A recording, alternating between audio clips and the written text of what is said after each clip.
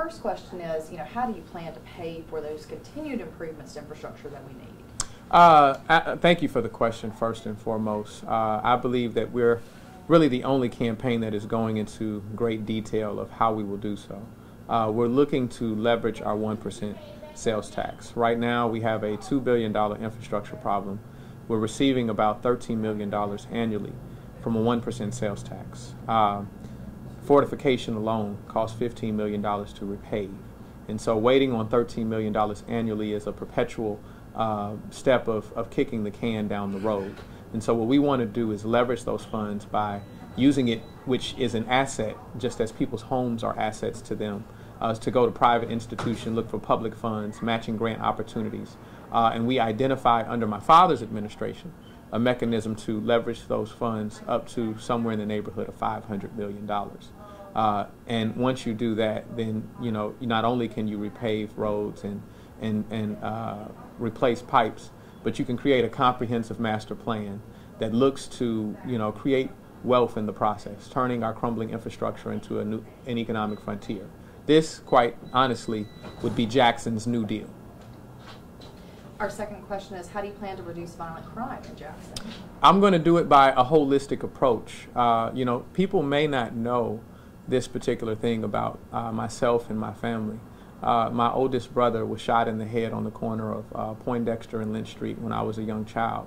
So I'm no friend of crime. Therefore, we'll be tough on crime. We will make certain that we take a tough stance on crime. However, we're going to be wise enough to have a holistic approach which looks at attacking the conditions which lead to crime. So that means that we will properly fund our police department. We'll make certain that the resources are better allocated to the streets and actually fighting crime. But we will also invest in youth initiatives, programs that engage young people. We believe that it's a lot easier telling a young person what to do than simply telling them what not to do. And so we think that it's advantageous to do so. And it also has a connection between our economic development. Crime isn't unique to Jackson. Wherever you find high poverty, you find high crime. And so we're looking for programmatic solutions to how we address the conditions which lead to crime.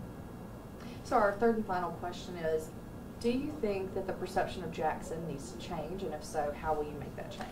I believe that the perception does need to change. However, it's not just simply, stating it and it coming into fruition. We need to roll up our sleeves to make that perception change. I think Jackson is a beautiful city which is pregnant with possibilities. Not only can we be the shining example of the state of Mississippi, we can be a model for the world.